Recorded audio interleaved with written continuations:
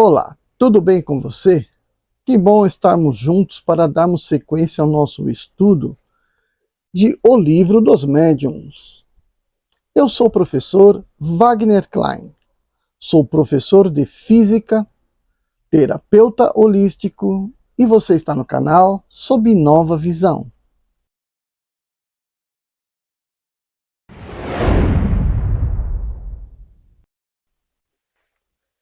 Hoje, nós vamos para o capítulo 23. E eu acredito que deste livro, capítulo 23 é aquele que é imperdível.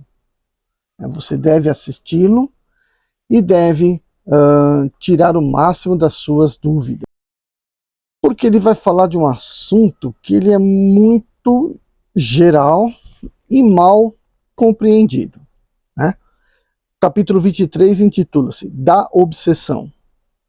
E ele é bastante extenso. Então vamos lá. No número dos escolhos que apresenta a prática do Espiritismo, é preciso colocar em primeira linha a obsessão. Quer dizer, o império que alguns espíritos sabem tomar sobre certas pessoas.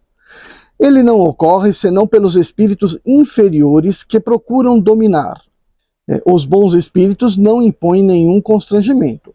Eles aconselham, combatem a influência dos maus e, se não os escutam, retiram-se. Os maus, ao contrário, agarram-se àqueles sobre os quais fazem suas presas. Se chegam a imperar sobre alguém, identificam-se com o seu próprio espírito e o conduzem como uma verdadeira criança.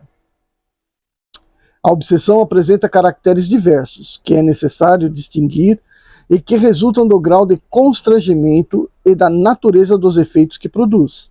A palavra obsessão é de alguma sorte um termo genérico pelo qual se designa esse gênero de fenômeno, cujas principais variedades são a obsessão simples, a fascinação e a subjugação. A obsessão simples tem lugar quando um espírito malfazejo se impõe a um médium, imiscui-se, ao seu malgrado, nas comunicações que recebe, impede-lhe de comunicar-se com outros espíritos e se substitui àqueles que são evocados. Não se é obsidiado unicamente porque, se é enganado por um espírito mentiroso, o melhor médium a isso está exposto, sobretudo no início, quando lhe falta ainda a experiência necessária. Do mesmo modo que, entre nós, as pessoas mais honestas podem ser vítimas de espertalhões. Pode-se, pois, estar enganado sem estar obsidiado. A obsessão está na tenacidade do espírito do qual não se pode se desembaraçar. Na simples obsessão, o médium sabe muito bem que tem de se haver com um espírito enganador, e este não esconde isso. Não dissimula de modo algum suas más intenções e seu desejo de contrariar. O médium reconhece sem esforço a fraude e, como se mantém alerta, raramente se engana. Esse gênero de obsessão é, pois, simplesmente desagradável e não tem outro inconveniente além do de opor um obstáculo às comunicações que se gostaria de ter com espíritos sérios ou com os que se tem afeição. Podem incluir-se nesta categoria os casos de obsessão física, quer dizer, a que consiste nas manifestações ruidosas e obstinadas de certos espíritos que fazem ouvir espontaneamente pancadas e outros ruídos. Quanto a este fenômeno, remetemos o leitor ao capítulo Manifestações Físicas Espontâneas, que foi dado lá atrás, né? Bom, então aqui, né, a gente está vendo que a parte mais simples da obsessão é aquela onde tem o espírito perturbador, mas que ele pode ser identificado nas suas comunicações, né, e o médium saber, opa, esse espírito aqui, essa comunicação não está certa, vem de um espírito perturbador que está aqui, mas de certa forma está ali tentando se livrar dessas comunicações. Às vezes passa, né? Foi enganado e acaba transmitindo a mensagem errada como recebeu. Então essa daí é uma obsessão simples. Agora a gente vai para um caso intermediário que é um pouquinho mais grave, né? A fascinação tem consequências muito mais graves. É uma ilusão produzida pela ação direta do espírito sobre o pensamento do médium e que paralisa, de alguma forma, seu julgamento com respeito às comunicações. O médium fascinado não crê ser enganado. O espírito tem a arte de inspirar-lhe uma confiança cega que lhe impõe de ver que lhe impede de ver a fraude e de compreender a absurdidade do que escreve, mesmo quando salta aos olhos de todo mundo. A ilusão pode mesmo ir até ao ponto de fazê-lo ver o sublime na linguagem mais ridícula. Está dizendo aqui a crença absoluta naquele espírito, né?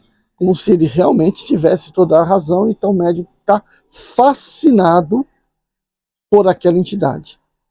Né? Então, de forma que, por mais absurda que seja a comunicação, o médium está acreditando naquilo.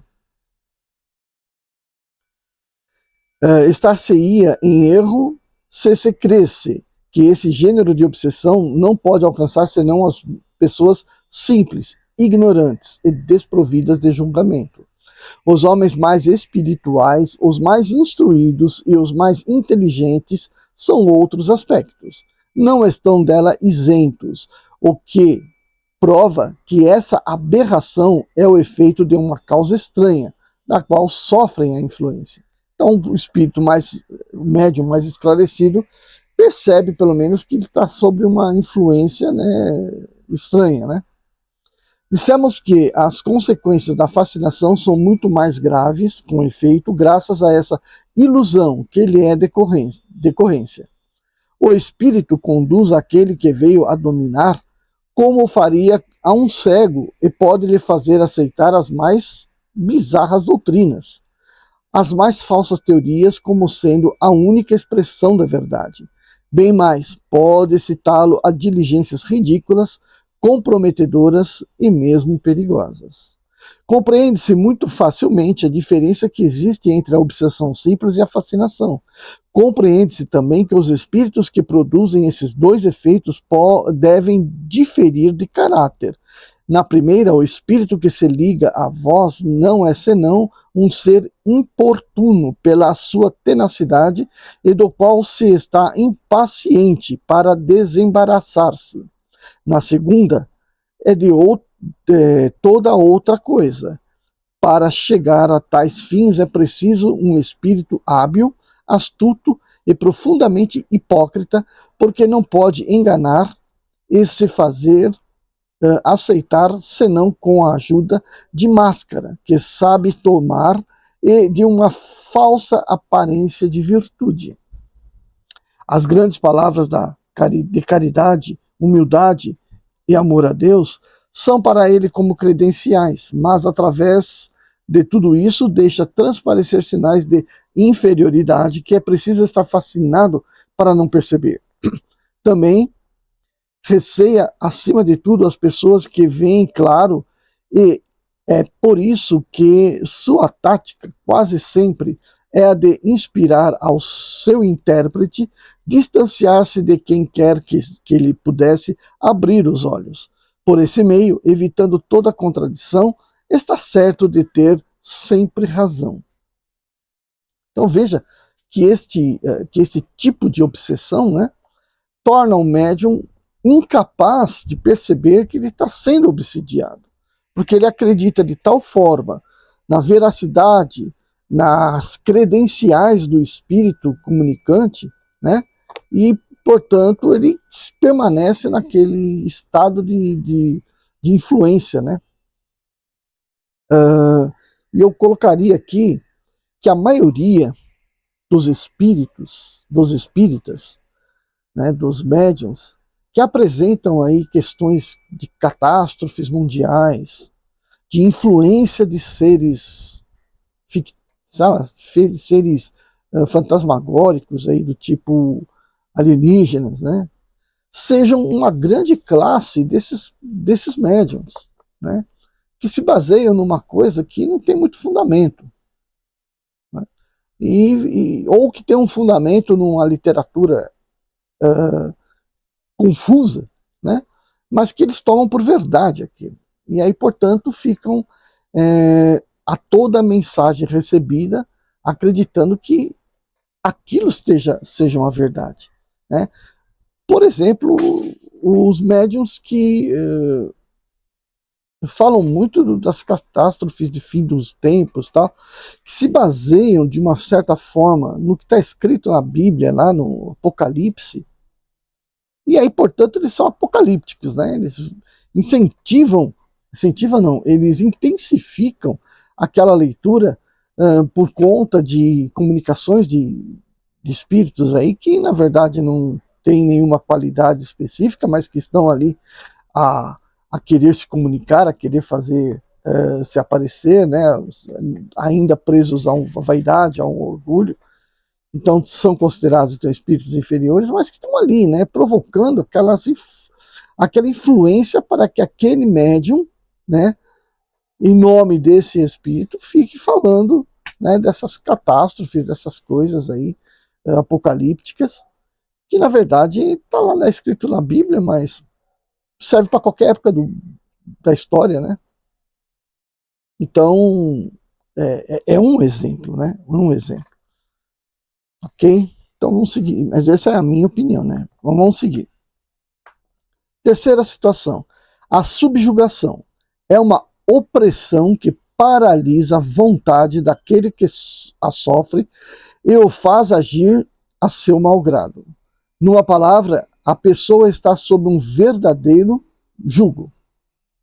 Então veja bem que é um controle, né, sobre a ação do médium. A subjugação pode ser moral ou corporal. No primeiro caso, o subjugado é solicitado a tomar decisões frequentemente absurdas e comprometedoras que, por uma espécie de ilusão, crê sensatas. É uma espécie de fascinação. No segundo caso, o espírito age sobre os órgãos materiais e provoca movimentos involuntários. Ela se traduz no médium escrevente por uma necessidade incessante de escrever, mesmo nos momentos mais inoportunos. Vimos que, na falta de caneta ou lápis, simulam escrever com o dedo, por toda a parte onde se encontram, mesmo nas ruas, sobre as portas e os muros. Então, imagina que situação complicada para esse médium, né, que está subjugado e, portanto, escrevendo, falando, né, absurdos. A subjugação corporal vai às vezes mais longe, pode impelir aos atos mais ridículos. Conhecemos um homem que, não sendo nem jovem nem belo, sob o império de uma obsessão dessa natureza, achava-se constrangido por uma força irresistível a ajoelhar-se diante de uma jovem, com a qual não tinha nenhuma intenção, e a pedi-la em casamento. Outras vezes sentia nas costas e nas pernas uma pressão energética que o forçava, malgrado a vontade, que isso a opunha, a ajoelhar-se e a beijar a terra nos lugares públicos e na presença da multidão.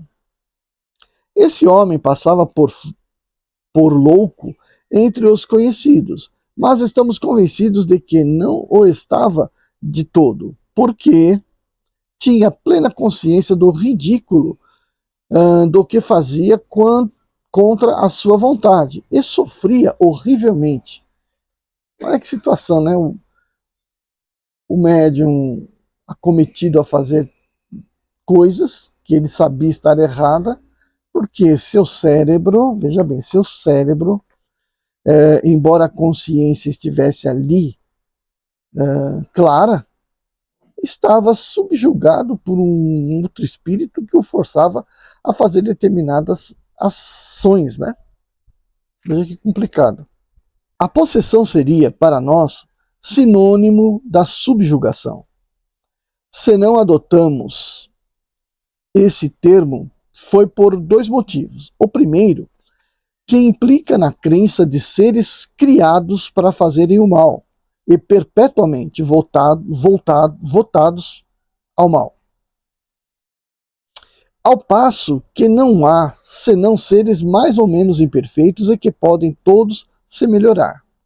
Então veja, usar o termo possuído, possessão, né, dá-nos a entender que existe espírito que só quer fazer o mal, foi criado para fazer o mal. Isso não tem o menor sentido, né? Deus não criaria espírito para fazer o mal, né? Cria espíritos que vão evoluindo. Isso é a meta. Agora, alguns não conseguem evoluir porque se prendem muito às suas necessidades particulares, ao seu ego, né? Enfim, esses são aqueles que vão ter um atraso no desenvolvimento. E é esses que são apontados aí pela crença popular como malfazejos. Né? Malfazejos não. Demônios ou coisa parecida, né? Então acredita-se que foi aquele espírito só sabe fazer o mal. Não, não é isso. Aquele espírito não conseguiu ainda enxergar como fazer o bem e, portanto, se livrar do seu apego ao seu ego. Então, o termo possuído, aqui está se dizendo, olha, já que ele leva a essa percepção, a esse entendimento, é melhor substituí-lo por subjugação, né? Então fica mais objetivo, né? Então deixa eu ver onde eu parei aqui.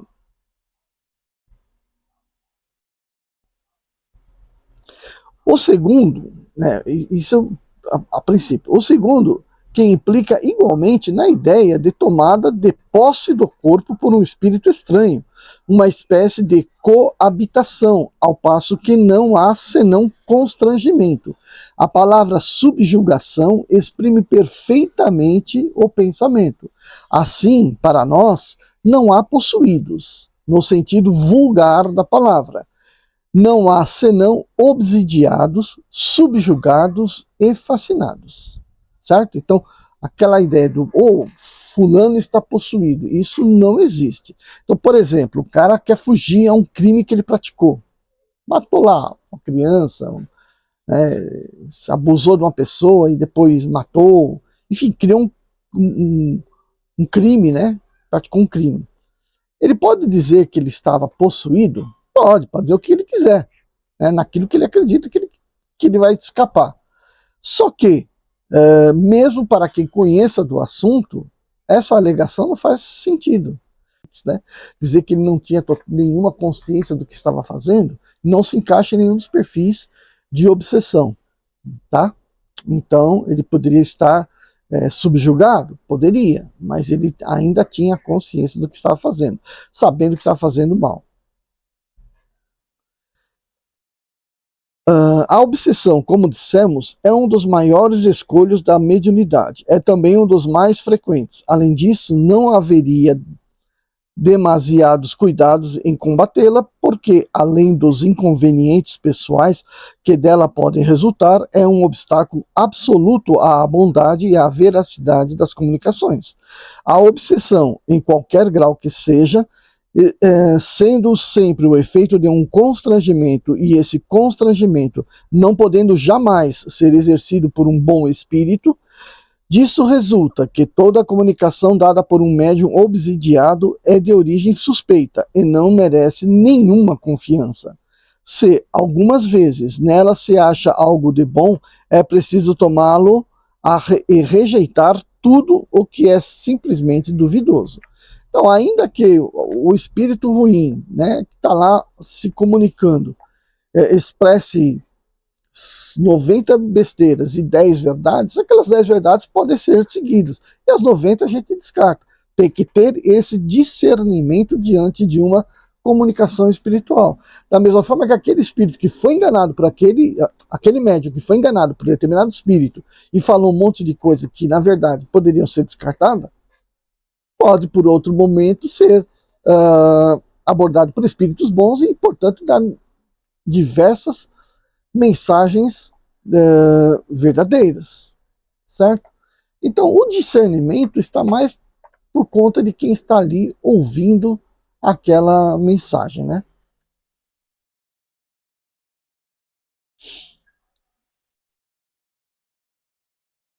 Reconhece-se a obsessão pelos caracteres seguintes.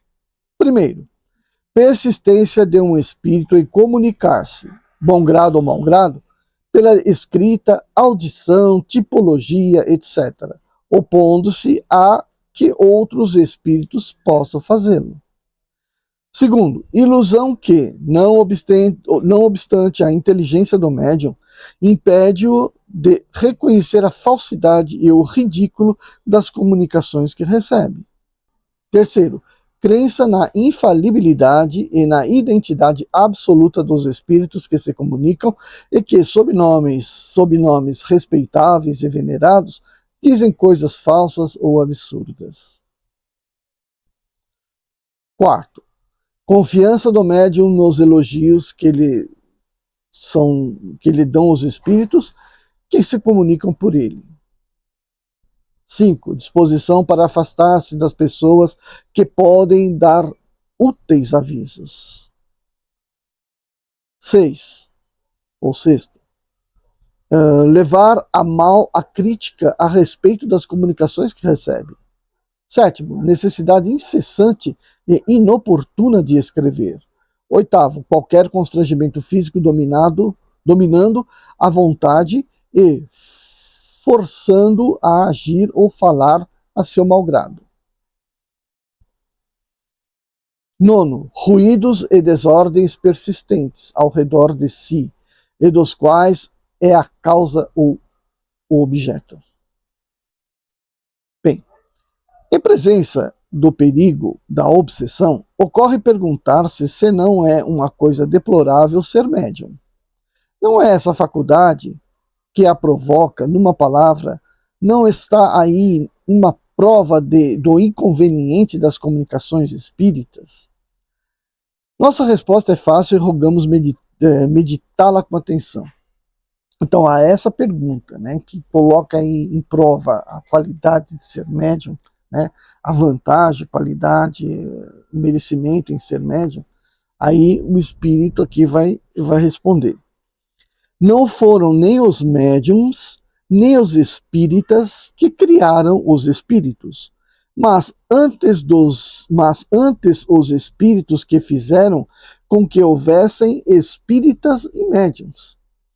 Os espíritos, não sendo senão as almas dos homens, há, pois, espíritos desde que há homens, e por conseguinte, de todo o tempo, exerceram sua influência salutar ou perniciosa sobre a humanidade.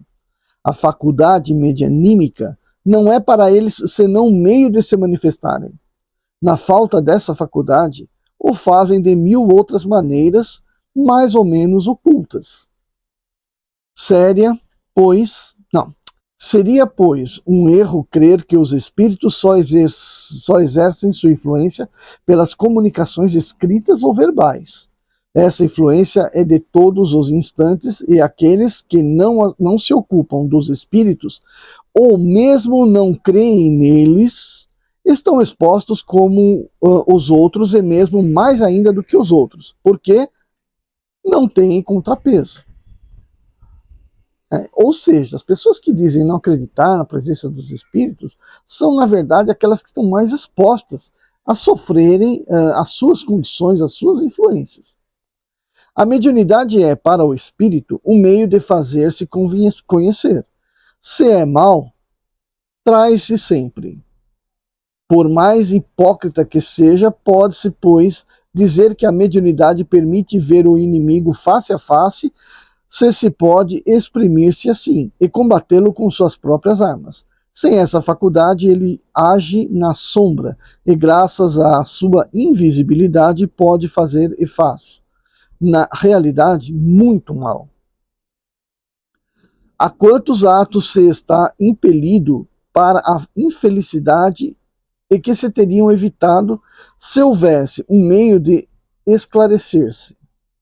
Os incrédulos não creem dizer tanta verdade quando dizem que de um homem que se desencaminha com obstinação.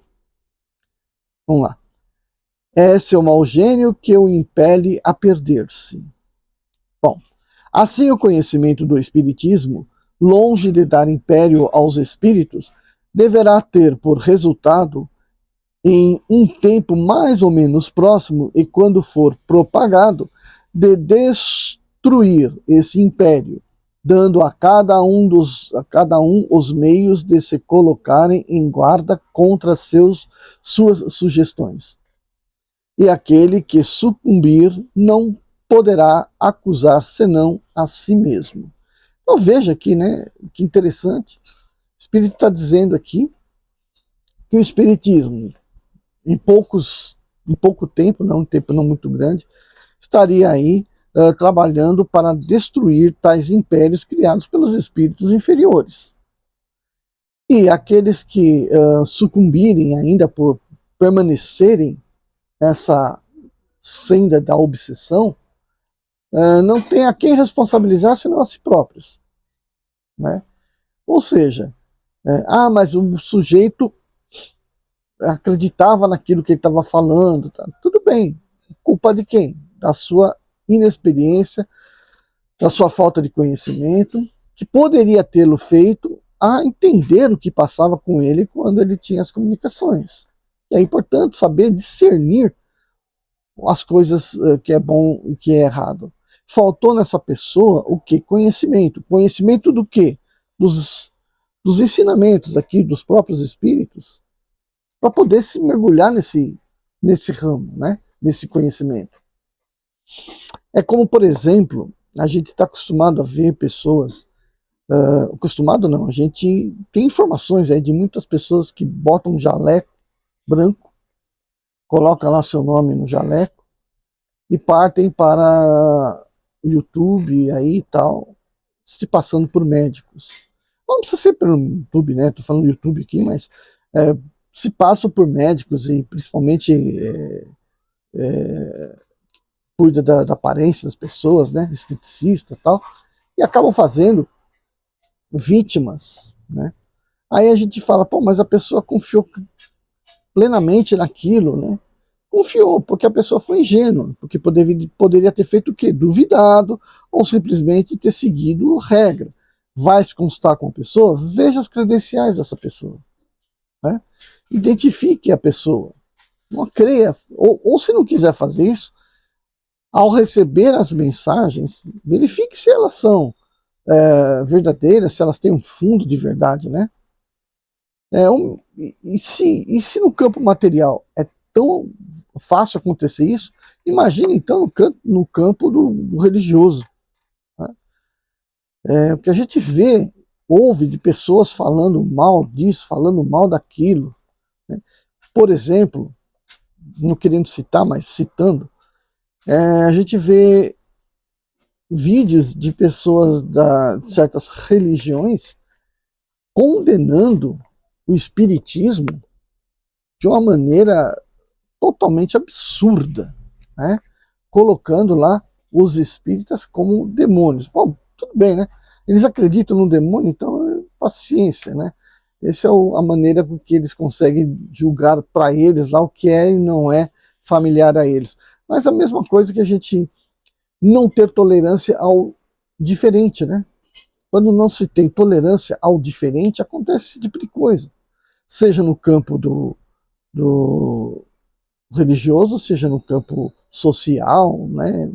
Então aqui a gente está vendo a mesma coisa. Se a pessoa está lá sob uma influência espiritual, acredita cegamente naquilo, e aí portanto, pratica mau espiritismo, né? Para mau espiritismo não tem sentido, né? O anti-espiritismo, na verdade, então ela tem que entender que ela vai ser a única responsável pelas consequências que ela vai sofrer. Em resumo, O perigo não está no espiritismo em si mesmo, uma vez que pode, ao contrário, servir de controle e preservar do perigo que corremos sem cessar com o nosso desconhecimento. Está na orgulhosa propensão de certos médiuns em se crerem levianamente os instrumentos exclusivos dos espíritos superiores, e na espécie de fascinação que não lhes permite compreenderem as tolices das quais são intérpretes. Mesmo os que não são médiuns podem aí se deixar apanhar. Se temos uma comparação, um homem tem um inimigo secreto que não conhece e que difunde contra ele ocultamente a calúnia e tudo o que mais nega, o que mais maldade pode inventar, e vê sua fortuna perder-se, seus amigos se afastarem, sua felicidade interior perturbar-se. Não pode se defender e sucumbe. Mas um dia esse inimigo secreto lhe escreve e, malgrado sua astúcia, trai-se. Eis, pois, seu inimigo descoberto, e pode confundi-lo e revelar-se. Tal é o papel dos maus espíritos, que o espiritismo nos dá a possibilidade de conhecer e frustrar. Então, conhece aquele que te comunica, né? Através do espiritismo. Os motivos da obsessão variam segundo o caráter dos espíritos. Algumas vezes é uma vingança que exerce sobre um indivíduo do qual tem algo a queixar-se durante esta vida ou de outras existências. Frequentemente também não há outra razão do que o desejo de fazer o mal. Como sofre, quer fazer sofrer os outros. Encontra-se uma espécie de gozo em atormentá-los, em vexá-los. Além disso, a impaciência que se demonstra o excita, porque tal é o seu objetivo, ao passo que desiste pela paciência em se irritando, mostrando despeito, faz precisamente o que ele quer. Esses espíritos por vezes atuam com ódio e por inveja do bem. É por isso que lançam suas vistas malfazejas sobre as mais honestas pessoas.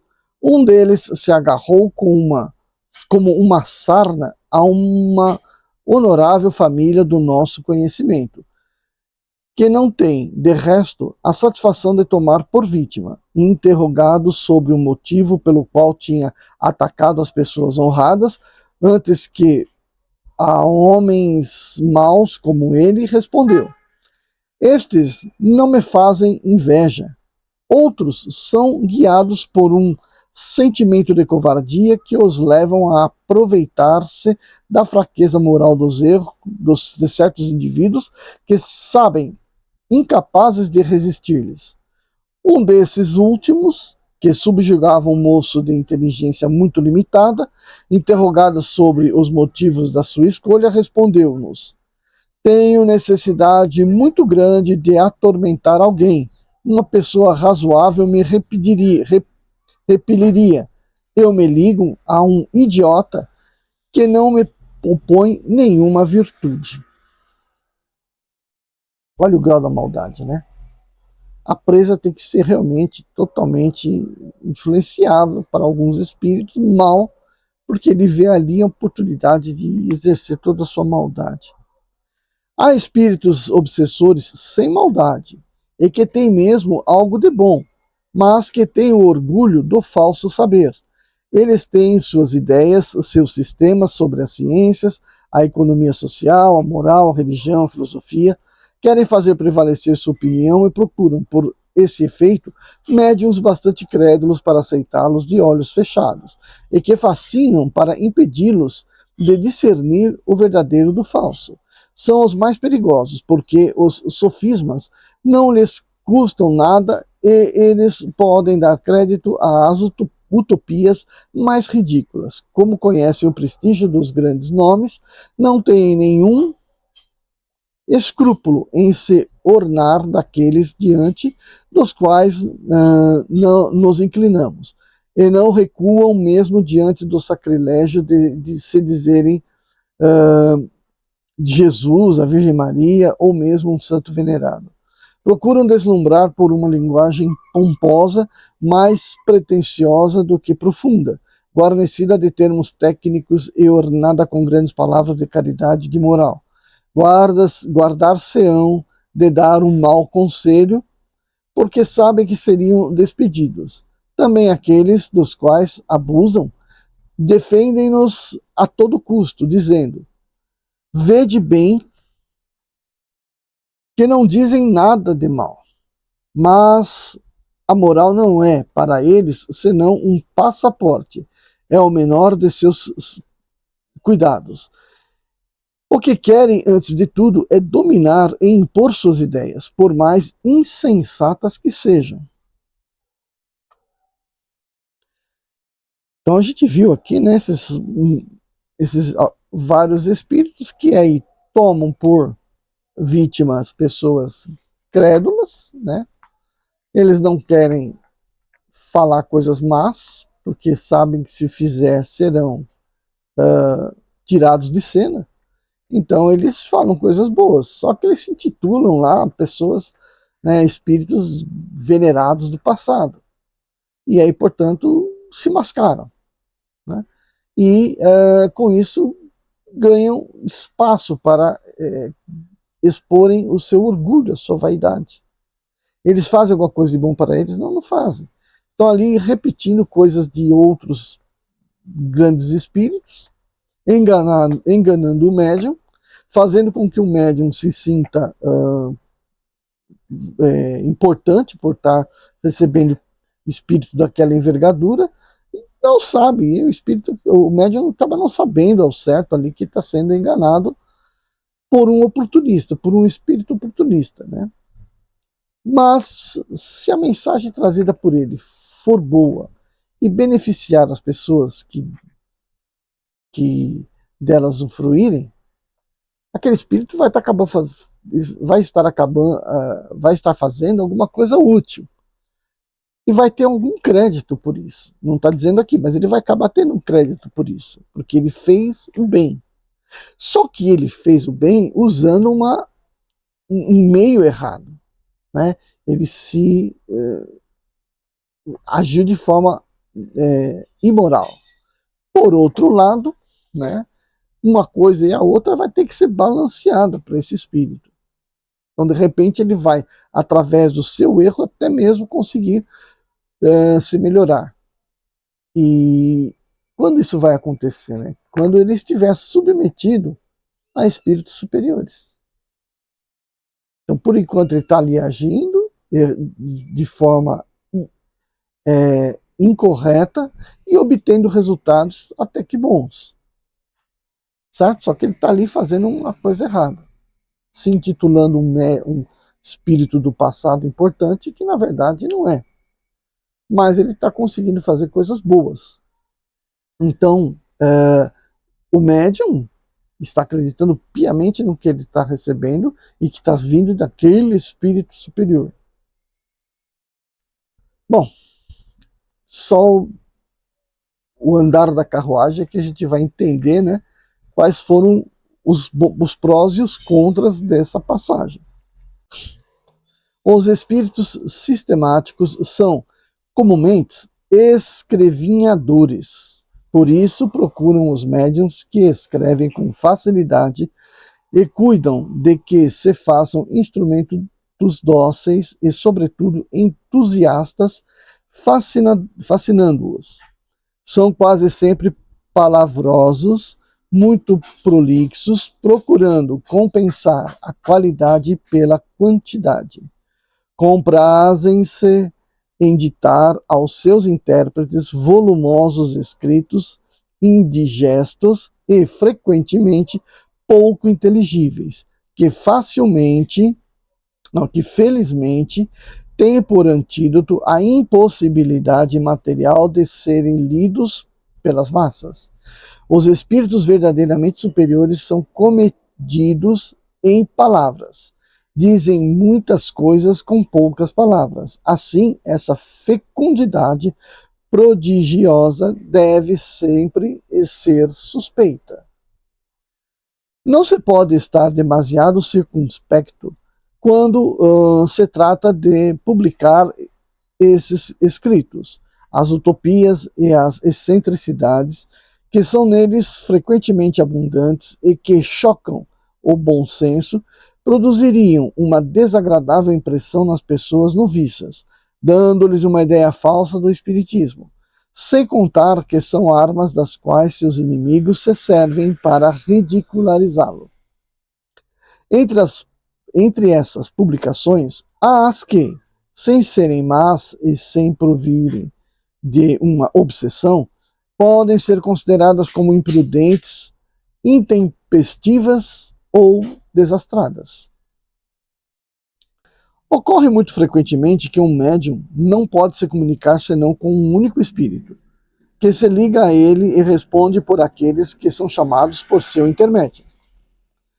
Isso não é sempre uma obsessão, porque pode prender-se a uma falta de flexibilidade do médium e a uma afinidade especial de sua parte por tal espírito.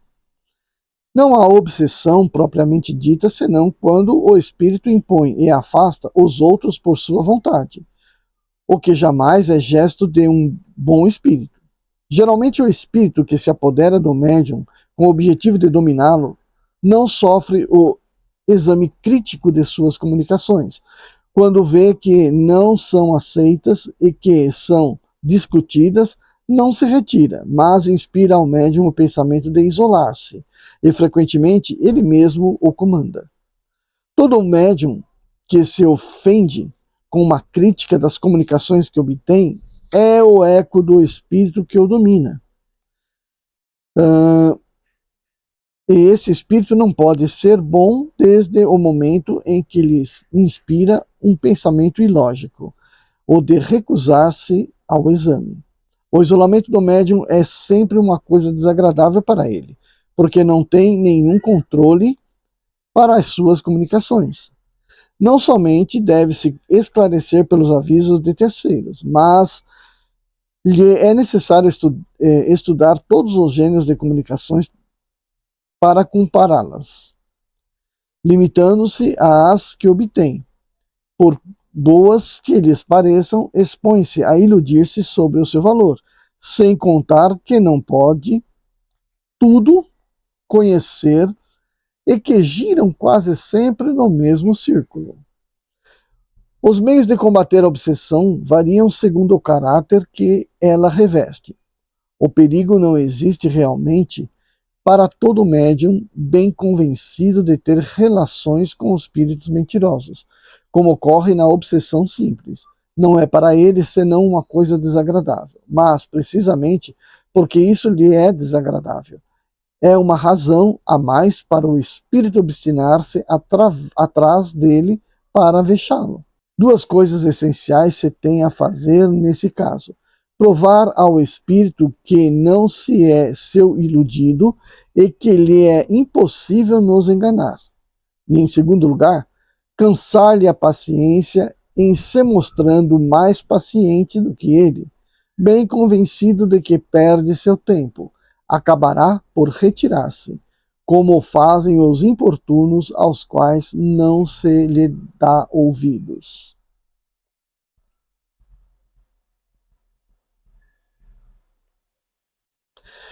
Mas isso não basta sempre e pode ser demorado, porque há os que são tenazes, e para eles meses e anos não são nada.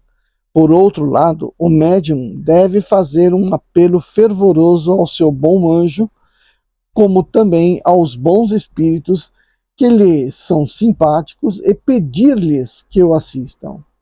Com respeito ao espírito obsessor, por mal que seja, é preciso tratá-lo com severidade, mas com benevolência, e vencê-lo pelo bom proceder, orando por ele.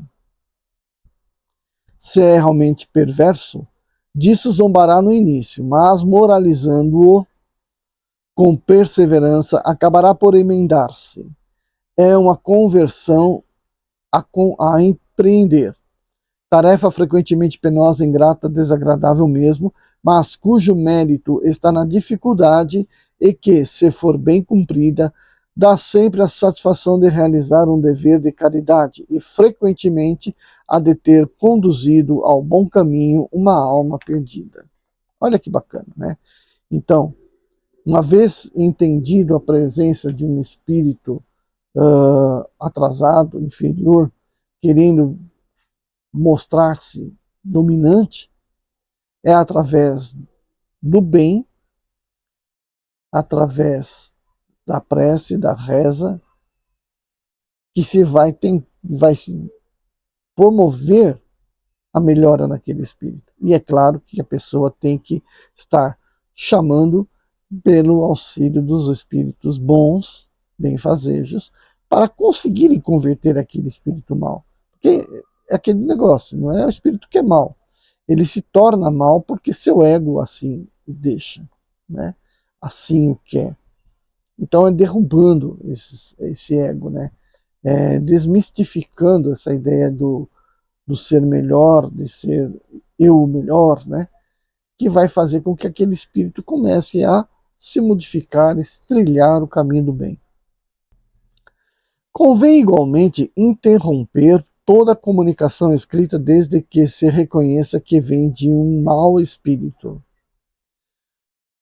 que não quer ser razoável a fim de não lhe dar o prazer de ser escutado.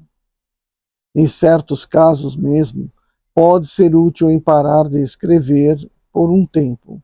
Regula-se segundo as circunstâncias. Mas seu médium escrevente pode evitar esses contatos abstendo-se de escrever, não ocorre o mesmo com o médium audiente que o espírito obsessor persegue, algumas vezes ou a todo instante, com seus propósitos grosseiros e obscenos, e que não tem nem mesmo o recurso de tapar os ouvidos. De resto, é preciso reconhecer que certas pessoas se divertem com a linguagem trivial dessa espécie de espíritos, que encorajam e provocam, rindo de suas tolices, em lugar de impor-lhes silêncio e demoralizá-los. Nossos conselhos não podem se aplicar àqueles que querem se arruinar. Não há, pois, senão dissabor e não perigo para todo médium que não se deixe iludir, porque ele não pode ser enganado. Ocorre de modo diferente com a fascinação, porque então o império que o espírito toma sobre aquele do qual se apodera não tem limites. A única coisa a fazer com ele é tentar convencê-lo de que está enganado e de conduzir sua obsessão para o caso de obsessão simples. Mas isso nem sempre é fácil, se não é mesmo, algumas vezes, impossível. A ascendência do espírito pode ser tal que torna o fascinado surdo a toda espécie de raciocínio, e pode chegar até, quando o espírito comete alguma grossa heresia científica, a duvidar-se se não é a ciência que se engana. Como dissemos, ele escolhe geralmente muito mal os conselhos. A crítica o magoa, irrita-o e o faz embirrar com aqueles que não partilham sua admiração. Suspeitar do seu espírito é quase uma profanação aos seus olhos. E isso é tudo o que pede o espírito, porque o que quer é que se coloque de joelhos diante de sua palavra. Um deles exercia sobre uma pessoa do nosso conhecimento uma fascinação extraordinária. Nós o evocamos e, depois de algumas fanfarrices, vendo que não podia tocar sua identidade, acabou por confessar que não era aquele do qual tomava o nome. Tendo-lhe perguntado por que enganava assim a essa pessoa, respondeu com essas palavras que pintam claramente o caráter dessa espécie de espíritos. Eu procurava um homem que pudesse conduzir, encontrei-o e aqui fico. Mas se fizer mas se eu fizer ver claro, expulsar-vos-á. É o que veremos. Como não há pior cego do que aquele que não quer ver, quando se reconhece a inutilidade de toda tentativa para descerrar os olhos do fascinado, o que há de melhor a fazer é deixá-lo com suas ilusões. Não se pode curar um enfermo que se obstina em conservar seu mal e nele se compraz. Veja que coisa, né? Então, né, aqui está dizendo que a situação na qual o espírito do médium obsidiado é fascinado pelo seu obsessor, né, pelo seu subjugador, né, aquele que exerce sobre ele um fascínio incrível,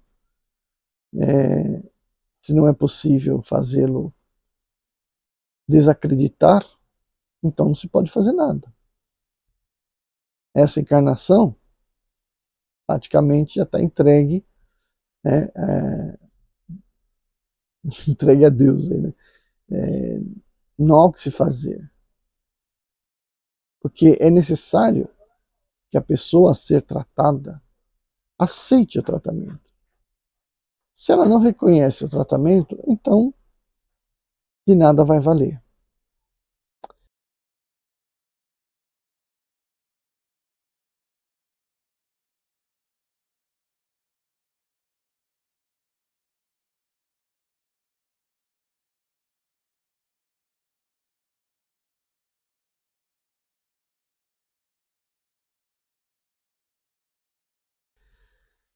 Eu vou encerrar aqui este vídeo, que ele já está bastante longo, e no próximo vídeo a gente vai terminar o restante aqui, tá bom? Vejo você no próximo vídeo. E por somente alegria,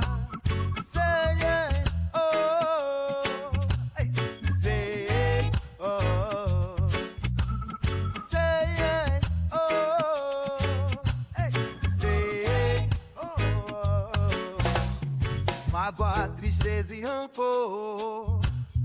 Quem gosta